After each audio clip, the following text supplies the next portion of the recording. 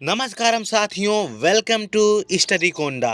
आज की क्लास में हम सीटेट के एग्ज़ाम में कुछ नए टॉपिक आ रहे हैं उनके बारे में पढ़ेंगे और कुछ जो शॉर्ट फॉर्म होते हैं जो हमारे शिक्षा संबंधित है, जो सीटेट के एग्ज़ाम में आने के चांसेस होते हैं उनके बारे में पढ़ेंगे।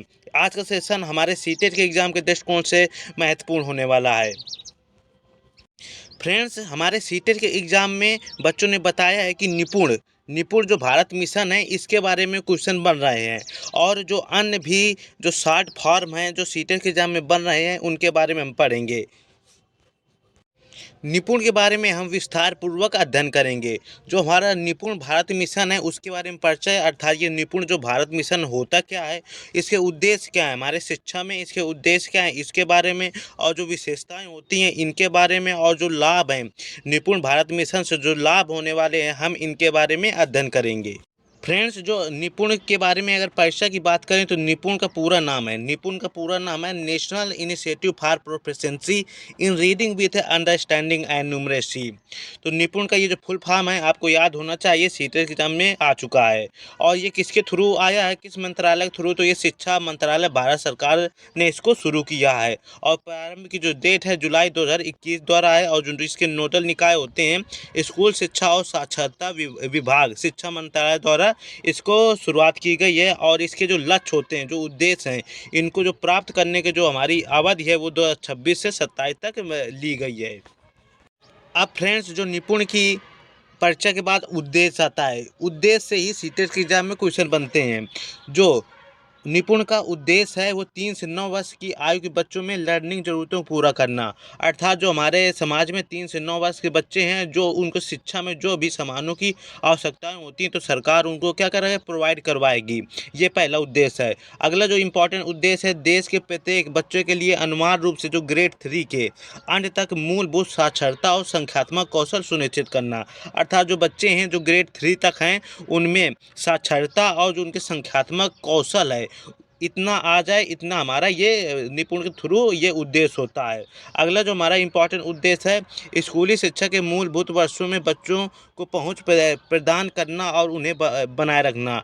अर्थात जो स्कूली शिक्षा के जो मूलभूत वर्षों हैं, अर्थात जो शुरुआती वर्ष हैं, बच्चों को स्कूल तक लेकर आना और उनको स्कूल में रखना निपुण का एक प्रमुख उद्देश्य है।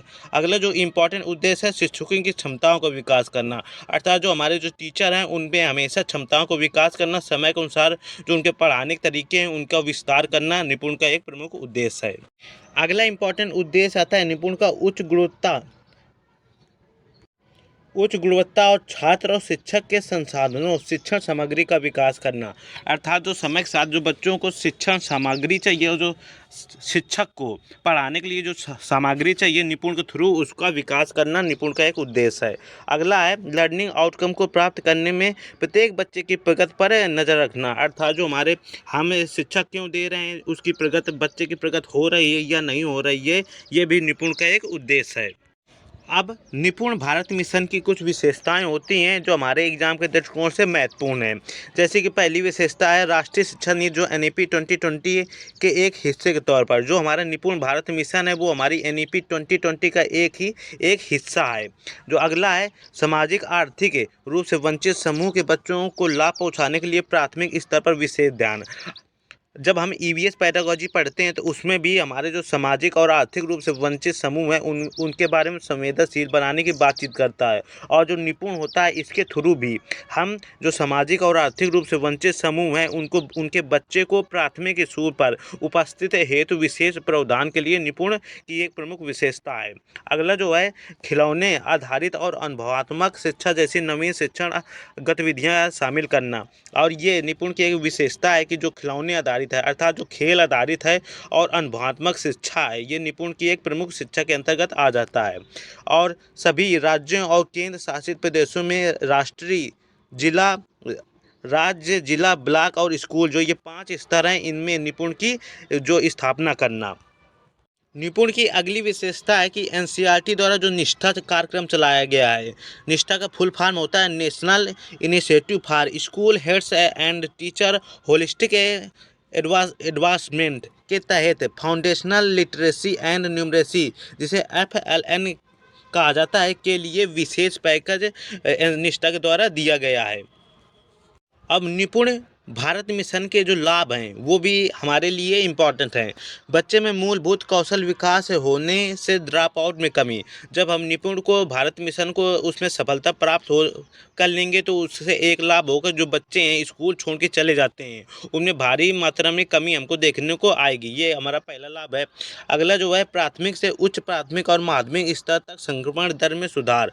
अर्थात जो बच्चे चाहे वो प्राथमिक स्तर पर हो, चाहे उच्च प्राथमिक स्तर पर हो, चाहे माध्यमिक स्तर पर हो, बच्चे जब स्कूल के छोड़ के चले जाते हैं तो ये इसमें कमी आएगी। ये भी हमारा एक लाभ होगा।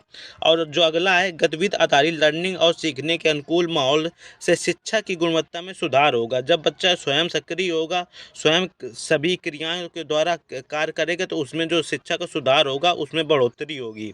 अगला हमारा आता है विकास के विभिन्न क्षेत्रों पर फोकस के जरिए बच्चों का समग्र विकास करना निपुण का एक प्रमुख लाभ है।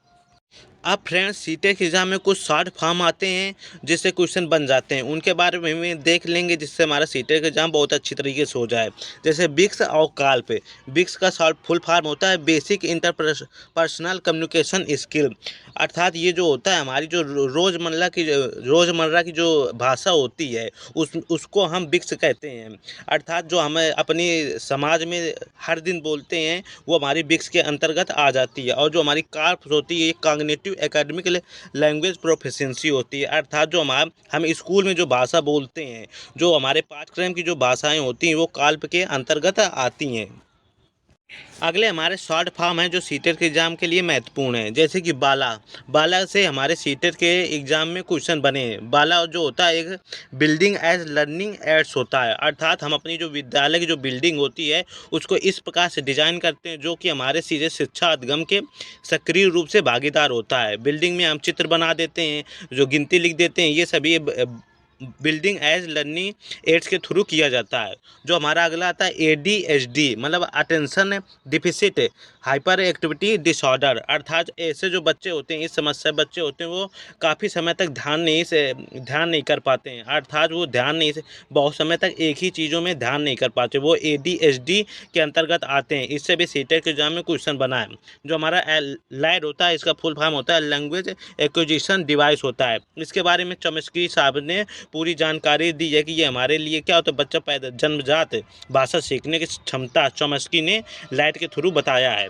अगला जो आता है बिक्स बेसिक इंटरपर्सनल कम्युनिकेशन स्किल्स बता दिया है। और जो काल्प होता है कॉग्निटिव एकेडमिक लैंग्वेज प्रोफिशिएंसी, इसके बारे में होता है जो कि हमारे स्कूल में याद कैसे करेंगे। सी है और सी फॉर क्या होता है क्लास। तो क्लास में जो हम लैंग्वेज का उपयोग करते हैं वो काल्प के अंतर्गत आता है। अगला जो फुल फॉर्म आता है हमारा RT right to children to free compulsory education. जो RT हमारे 2009 है, हमारे सीटेट के एग्जाम में इससे क्वेश्चन बनते हैं। अगला हमारा फुल फॉर्म आता है IEP मतलब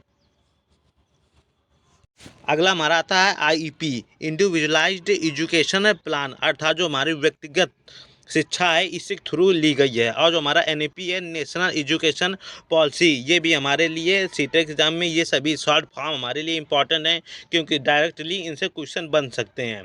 I hope you enjoy this class. मैं आपके लिए ऐसे क्लास और प्रैक्टिस सेट लाता रहूँगा। आप मेरे चैनल को सब्सक्राइब कर लें, बेल आइकन को प्रेस कर लें ताकि आपको नोटिफिकेशन मिलता रहे। जय हिंद।